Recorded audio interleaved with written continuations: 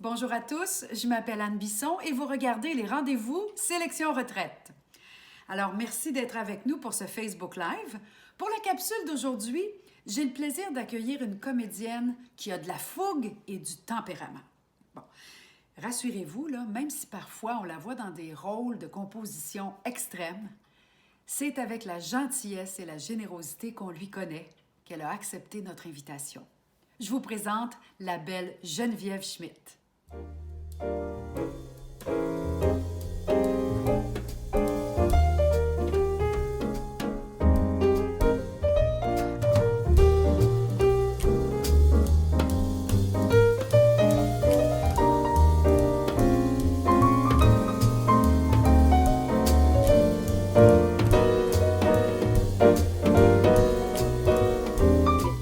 Allô Geneviève?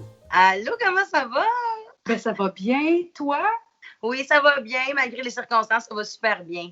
Je suis contente que tu aies accepté notre invitation pour les rendez-vous sélection retraite parce que ça fait du bien, je pense, de parler à du monde puis de s'adresser justement à eux qui sont peut-être un peu plus isolés. Quoique là, on commence à sentir que ça va aller de mieux en mieux.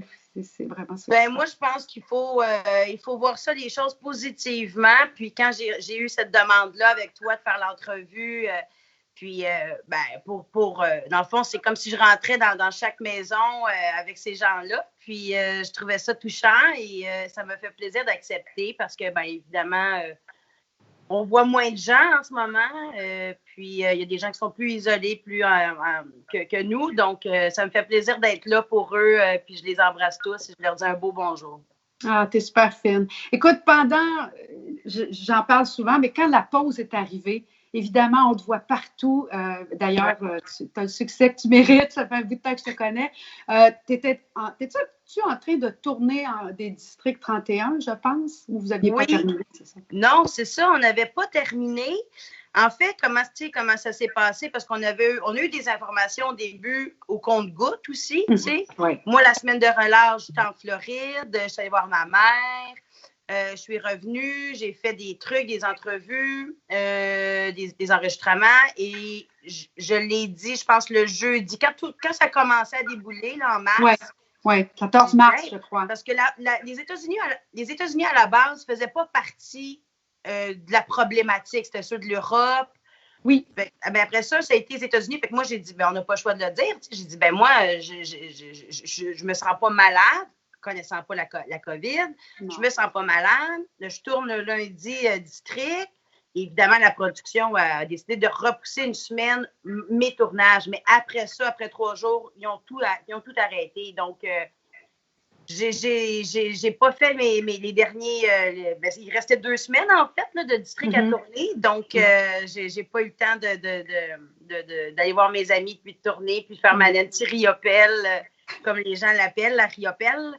Oui. Donc, c'est un peu irréaliste, tu sais. Quand que nous, pour tout le monde, en fait, là, on fait des rôles, on joue, c'est une routine, c'est rendu une routine pour nous.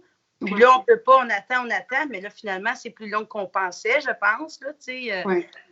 Donc, c'est un peu, c'est ça, c'est un peu désolant pour le public québécois qui aime nos séries, puis que quand je vais à l'épicerie, parce que c'est pas probablement juste là que je vais, tu sais, ou à la pharmacie, c'est ça qu'ils disent, on s'ennuie de vous autres à télé, tu sais, fait que c'est réconfortant pour nous. Oui. Donc, ce rôle-là, je sais que les gens qui nous écoutent sont capables de faire la part des choses, puis sont capables d'avoir du discernement par rapport au personnage que tu interprètes justement dans District 31. Mais j'étais curieuse de savoir, bon, parce que j'ai quand même habité 20 ans avec un comédien, comment tu t'es préparée pour ce rôle-là? Bien, moi, je t'ai suivi depuis Unité 9, c'était un infanticide. Et là, ce coup-là, c'est son enfant qui se fait tuer. Donc, il y a quand même un certain lien. En même temps, il n'y en a pas. C'est 2 personnages qui sont très différents. Comment tu abordes ça? Bien, en fait, c'est quand Luc Dionne, l'auteur, puis Fabienne Larouche, la productrice, m'ont demandé de faire ce rôle-là parce que je n'avais pas d'audition. Ils me l'ont offert, ce rôle-là. Quand on se fait offrir un rôle, bravo. Oui, c'est le fun, c'est bien, mais ça te met de la pression. Ouais. Quand j'ai su que j'avais vu évidemment la finale que Michel Charette, le personnage de Michel Bruno, frappait l'enfant, il m'avait dit, tu vas jouer cette mère-là. Il n'y a pas de tout repos. Puis j'ai fait, OK. Fait que je me suis dit, si c'est les mêmes producteurs que Utena, je vais aller dans les larmes, je vais aller dans la douceur, dans le... Fait que c'est pour ça qu'ils ont pensé à moi. Mais quand j'ai vu les scénarios, en fait, j'ai lu les 3 premières semaines de la saison. J'ai fait, boy, OK, on est ailleurs. On est ailleurs. Puis c'est ça que je veux, moi. Oui. Et Luc Dion m'a parlé. Puis il a dit, je vais te donner 2-3 références de cette fille-là. Puis lui, il écrit au fur et à mesure. Fait que moi, ce que je lui ai donné dans les 3 premières semaines de district de cette saison-là, cette saison passée, ça l'a nourri pour continuer l'histoire, tu sais. Donc, c'est un... Puis les gens, ils aiment Maïr, tu sais. Ils sont pas... Non, mais ils t'aiment. Fais-toi-en pas, c'est pour ça qu'on t'invite. Mais j'avoue que pour un acteur, c'est un beau défi. Puis en même temps, souvent, les acteurs, ce qu'ils me disent, c'est des personnages en or parce que justement, il y a de la viande autour de l'os. Tu sais, c'est pas... Oui, oui. Puis moi, j'aime ça, tu sais. Puis il y a quelqu'un qui a écrit un commentaire sur Facebook une fois, il a dit, vas-tu jouer à un moment donné des rôles d'une fille saine, tu sais? Puis je suis partie à rire parce que j'en ai fait des rôles de filles saines. Oui! Mais pour nous, les acteurs, là, on aime ça aller creuser puis jouer dans les bébites puis tous nos personnages, c'est des gens qui peuvent exister, tu sais. Absolument. Puis il faut mettre l'humanité dans cette espèce de elle a une rage, elle est hargneuse, manipulatrice, tout ça, ce qui n'est pas du tout moi dans la vie, mais on aime ça, aller jouer ça. Moi, c'est du bonbon aller jouer ces scènes-là. Puis dans District 31, on tourne beaucoup, donc on ne fait pas beaucoup de prises. Et moi, tout ce que j'ai travaillé à la maison, parce que ce que le public, c'est pas non plus, c'est que, mettons, une journée de tournage, ça équivaut à une journée au moins à la maison pour trouver la façon de dire les choses. Oui. Qu'est-ce que je donne au public dans l'œil? Est-ce que je veux qu'il voit que je mens? Il veut-tu que je mens pas? Fait que moi, autant moi, Geneviève Schmidt, qui manipule le public avec Nancy Riopelle, fait que c'est une préparation tout le temps. Ça a été une préparation à chaque semaine, en fait. Il y a des rôles que c'est une préparation avant un tournage. Moi, ça a toujours été pendant le tournage. Donc, c'est vraiment un travail d'équipe avec Luc Dion qui écrit. Oui. Puis les gens de l'équipe technique, eux, ils aimaient ça parce qu'ils ne savaient jamais comment j'allais jouer ces scènes-là. Puis ils disaient, hey, nous, on pensait que tu allais dans le pleur puis dans la rage, ou il y en a qui pensaient que tu allais être dans l'œil mécanique. J'essayais même de manipuler l'équipe technique pour leur dire, vous ne savez pas dans quoi je m'en vais. C'est ça. Ouais. Regardez-moi aller. Regardez-moi bien aller. Regardez-moi. Mais ça ne surprend pas de toi. Puis j'aimerais ça, Geneviève, qu'on revienne un tout petit peu en arrière, pas tant que ça. Mais j'aimerais ça que tu nous parles du lien que tu as avec le théâtre. Parce que nous deux, on s'est connus au théâtre à Pointe-des-Cascades. Oui. Et c'est une entreprise familiale. Puis parle-nous de tes parents, puis d'où ça vient. Tu es une enfant de la balle, là, presque. Oui, parce que mes parents, à un certain temps, mon père avait racheté le théâtre des Cascades, que sûrement des gens connaissent, qui est un magnifique théâtre, qui nous appartient plus depuis, je crois, 7 ans environ, 6-7 ans. Mais j'ai grandi là. Donc, tous les soirs, moi, je m'occupais de la bâtisse du théâtre. Ma soeur s'occupait de la billetterie. Mon frère s'occupait du restaurant et le bar. Ma mère accueillait les gens. Mon père était là pour parler au public aussi. Et à tous les soirs, j'étais en coulisses, moi, des représentations. Je n'ai pas manqué, je pense, un soir à l'âge de 7 ans à 20 ans, là. Moi, j'avais un chum, c'était bye-bye à 4 heures, je m'en vais au théâtre, viens me rejoindre là. Mais moi, c'était comme travailler, mais je ne travaillais pas, j'avais du plaisir. J'ai tellement appris, ça a été vraiment une école pour moi de voir des acteurs stressés, de voir des gens des acteurs qui perdent un proche, mais qu'il faut qu'ils jouent au théâtre le soir. Oui. Ça ne s'apprend pas dans les écoles, tu sais. Une pièce qui marche moins, puis que rendu aux 32e représentation, il en reste 24 qui sont tannés. Moi, j'étais en coulisses, je regardais, j'avais des trous dans le décor, là. mon oncle construisait les décors. J'avais toujours des petits trous. Puis là, je regardais le public rire. Puis là, j'avais un autre trou, j'allais de l'autre côté. J'allais voir l'acteur jouer. Fait que je pense que j'ai beaucoup appris le sens du timing, le sens du comique avec ça. Et t'es très drôle parce que moi, je t'ai vu justement dans une pièce au Théâtre des Cascades et puis j'en revenais pas comment t'étais drôle. Mais t'es aussi une fille, il me semble, assez drôle dans la vie aussi. T'aimes ça avoir du fun, non? Oui. Il faut prendre la vie pas de façon légère, mais il faut toujours essayer de voir le positif des choses. Tu sais, moi, j'ai accompagné mon papa atteint d'Alzheimer pendant 10 ans. En fait, toute ma trentaine. Et ça n'a pas été facile, tu sais, bref. Puis, aidant naturel, là. Oui. Ça n'a pas été facile, mais en même temps, lui, riait beaucoup. Et moi, ça m'a aidé à voir il était bien. Quand il était bien avec ses enfants, parce qu'il nous a reconnus jusqu'à la fin, il est décédé, mais quand il était bien avec sa femme, ses enfants, ses amis, ce petit huis clos-là, il riait. Fait que je me suis dit, quand on est bien dans la vie, il faut rire, il faut apprécier les choses. J'ai mes ombres, là, tu sais, je suis une actrice, puis des fois, je suis bien angoissée, puis bon, tout ça, puis des fois, je vois pas ça positivement. Oui. Mais j'essaie toujours d'apprécier la vie puis la chance qu'on peut avoir. Mm-hmm. Ouais. Parle-nous de ta mère, de la relation que tu as avec ta maman. Puis je pense qu'elle vit des choses quand même extraordinaires. Elle a quel âge, ta maman? Je la connais. Là, Louise, elle a 70 ans. Okay. Ça m'a tout pris pour la faire revenir de Floride à cause de la COVID, évidemment. Oui. Elle disait, je suis bien en Floride. Oui, mais à un moment donné, tu sais, les 3 enfants... Puis je sais que je ne suis pas la seule à avoir brassé la maman pour dire tu t'en reviens au Québec et tout. Là, à un moment donné, ça. Mais ma mère, écoute, mais c'est ça, pendant 10 ans, elle s'est occupée de l'homme de sa vie. Pendant 10 ans, ce n'était plus l'homme de sa vie aussi. Il y avait ce feeling-là. Ouais. Elle est très forte, évidemment. Et quand il est décédé, ben c'est sûr qu'il faut repenser à soi, chose qu'on oublie aussi. Même moi, pendant 10 ans, quand j'avais des temps libres, j'allais voir mon père. Quand il est décédé, ma crainte, c'était « Oh mon Dieu, c'est quoi je vais faire avec tout ce temps-là? » Mais il faut penser à nous autres mêmes. Puis ma mère, elle le fait, ça. Elle s'est amusée. Puis ma mère, c'est une ricaneuse. Ma mère a plus d'amis que moi. Ma mère, elle a repris comme contact avec elle-même et avec ça, cette joie de vivre-là, cette libération-là, parce qu'il faut le dire, il y a aussi une libération dans ce deuil-là. Elle retombe en amour. Ah oui. Un homme extraordinaire. Oui. Puis ça fait pas si longtemps, ça fait peut-être 8 mois. Il se lâche pas. Deux ados. C'est 2 ados complètement.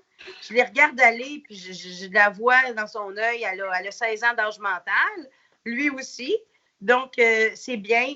Il n'y a pas d'âge. Hein? Il n'y a pas d'âge pour être en amour. Non, il ne faut pas avoir peur. Puis ma mère, c'est pas une fille qui aime la solitude. C'est une femme qui a toujours les gens avec le théâtre.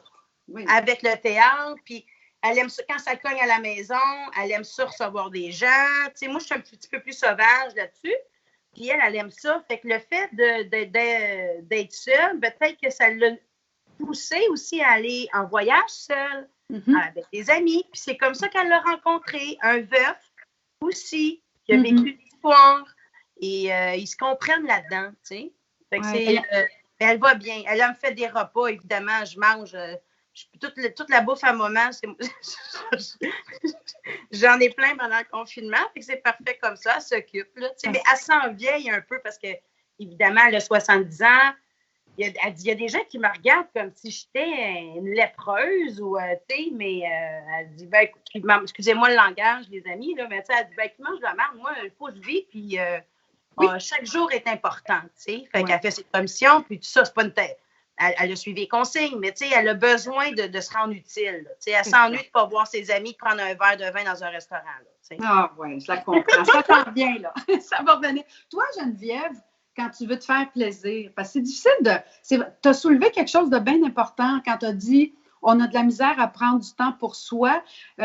en général, on ne l'a pas appris, ça, de prendre du temps pour soi. Nos grands-parents, ils ne prenaient pas de temps pour eux autres. Hein? Ils n'en avaient pas, ils travaillaient tout le temps. Les gens qui nous écoutent, là, vous avez travaillé toute votre vie, mais on sentait coupable quand on prenait du temps pour nous. C'était pas permis de prendre un break. Toi, as-tu de la culpabilité? Puis qu'est-ce que tu aimes faire quand tu veux te gâter? Ça peut être n'importe quoi. Là. Y a-tu quelque chose qu'est-ce qui te fait plaisir? Ou tu dis là? Bien, en fait, moi, je viens d'une famille de travaillants, de gens d'affaires. Oui. Moi, j'ai travaillé dur pour être comédienne. Là, en ce moment, le fait que je ne travaille pas, je me sens coupable de penser à moi. Oh. J'ai bien de la difficulté. J'ai beaucoup de la difficulté à ça. J'ai un nouveau conjoint aussi, que lui, il travaille non-stop. Fait que des fois, il me dit qu'est-ce que tu as fait aujourd'hui? Puis là, je me sens coupable de. Tu sais, fait que là, je dis, vas-tu me calmer le pompon? Tu sais. Mais quand je me fais plaisir, ben là, depuis les 2 mois, en fait, j'ai commencé le jogging. Tu sais, j'ai 41 ans. Pas très sportive de nature. Puis là, j'habite dans les Laurentides. Je suis dans une nouvelle maison. Fait que là, en ce moment, je erre dans ma maison, puis je l'aime. Puis là, je veux faire mes rénaux. Fait que je prends du temps pour ça, mais je prends aussi du temps pour aller dehors, profiter, puis de commencer à du jogging. Fait que là, je fais du 5 km par jour en montagne. Wow! Je monte une côte proche du Chanteclair. Ça, c'est mon cadeau de moi à moi. Oui. Ouais. Puis tu le mérites parce que la vie, mais je pense que la vie après, parce qu'on est en train de préparer l'après, justement, il y a peut-être des choses de base qui vont avoir changé. On ne pourra pas retourner. Je ne sais pas ce que tu en penses comme c'était avant, mais qu'est-ce que tu penses que cette épreuve-là, de ce printemps-là, nous aura donné de positif pour toi, en tout cas? Peut-être justement de prendre du temps. Bien, de prendre du temps, mais tu sais, moi, je trouve que dans les sociétés, puis le peuple, c'est des gens qui oublient relativement vite. Fait que moi, la phrase de dire « ça sera plus comme avant », je ne le sais pas. On se fera un FaceTime dans 1 an ou dans 2 ans. Moi, j'ai un feeling que ça va revenir comme c'était. C'est sûr que cet été, il va y avoir des règlements aussi, tu sais, je pense, là, je suis même plus à jour si le regroupement, s'il va en avoir dans des régions de 10 et moins, mais à 2 mètres, tu sais, c'est sûr que ça, on va les suivre. En tout cas, je l'espère, là, parce qu'il faut protéger nos aînés et les gens plus vulnérables. C'est pas juste les aînés là-dedans. Puis, mais, en tout cas, j'espère juste qu'on pourrait acheter plus local, en fait. Déjà là, en économie, je suis une femme d'affaires dans un sens, en économie, ça va nous faire énormément de bien là-dessus. Tu sais, j'ai que ça. Puis d'être aussi généreux, parce que là, j'ai vu qu'avec les émissions qu'on donnait à violence conjugale, tout ça, qu'on donne un 2 $, juste un 2 $ pour chaque personne qui peut donner 2 $, ça va beaucoup aider les gens plus vulnérables aussi avec des situations comme ça. Oui, tu as bien raison. Écoute, en terminant... Déjà? Ben, je sais pas. Là, moi, je regarde. Oui, c'est vrai que le temps passe vite. Ben oui, 15-20 minutes, là, ça fait déjà ça qu'on jase.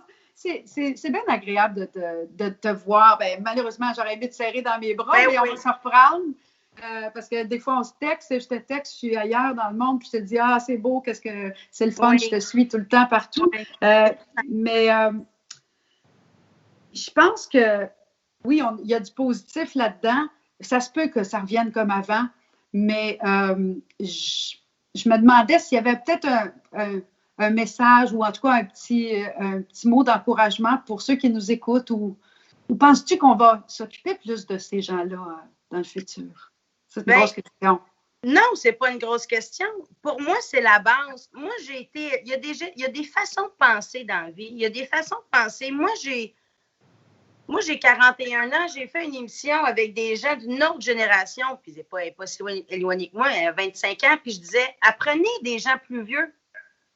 Autant en parlant de moi, mais en parlant des autres. Parce que moi, c'est comme ça que j'ai appris ma vie, c'est d'apprendre avec des gens d'expérience. Puis on dirait que je trouve que cette notion-là, elle s'en va. Mais moi, j'ai des grands amis de 77 ans là, dans la vie. Là. Tu comprends-tu? J'ai ça. Donc, le message que j'ai pour eux autres, j'ai pas un message d'encouragement ou de quoi, parce qu'ils sont plus forts, ils sont faits plus forts que moi, ils ont plus d'expérience que moi. Mais de les remercier de m'avoir nourri, de m'avoir jasé, d'être fort, Là, on est la loupe sur vous autres. Je trouve que vous êtes fiers, vous en tirez bien. Puis, je suis très fière de ça. T'sais. Donc, un merci à eux plus. Bien, tes parents ont de quoi être fiers de toi, puis ton papa qui est en haut, parce qu'ils t'ont transmis des valeurs. C'est ces valeurs-là qu'il faut transmettre à nos enfants. Oui, c'est ce que je pense. T'sais. Puis moi, je n'ai pas d'enfant, mais en même temps, je me dis, si je peux en parler à une parce que là, je parle beaucoup avec des gens du milieu artistique, mais une fille de 33 ans qui n'a pas eu cette chance-là d'avoir des valeurs comme ça, au moins, j'aurais donné ma part, tu sais. Ouais. Des gens qui critiquent des personnes, tu sais, on n'a jamais jugé les gens, puis de ces gens-là qui sont plus âgés, tout ça, ils disent vulnérables, oui, mais sont faits forts parce qu'ils ont beaucoup comme plus d'expérience, puis on apprendrait énormément si on mettait la caméra sur eux, tu sais. Si on les écoutait, parce qu'effectivement, ils en ont vu d'autres aussi. Ils en ont vu d'autres. Oui, surtout les centenaires, mais peu importe. Mais Geneviève, je te remercie, puis je vais te souhaiter, je vais nous souhaiter à tous les Québécois que tu reviennes le plus vite possible. Moi, je suis une accro de tout ce que tu fais, qu'on te revoie bientôt. Puis je te souhaite encore aussi d'autres beaux rôles qui vont justement permettre aux gens de te découvrir, toutes les facettes de ta belle personnalité. Oui, j'ai tellement hâte de rejouer puis d'avoir des propositions. Ben, j'en ai, là, mais tu sais, tout est arrêté. Je pense que nous, on va être les derniers à sa liste. Oui, nous, on fait partie des derniers, effectivement. On fait partie des derniers, mais on sait qu'on va être craqués quand ça va repartir. Là, on va être encore meilleurs, on va encore surprendre le public. Puis, c'est ça, on se refera des entrevues sinon par Skype. T'es formidable. Merci beaucoup, Geneviève, de nous avoir accordé cette belle entretien-là. Je t'embrasse. Voilà, c'est déjà tout pour aujourd'hui. Ne manquez pas nos prochaines capsules et n'oubliez pas d'aimer la page Facebook de Sélection Retraite et aussi inviter vos amis à nos rendez-vous. À la prochaine!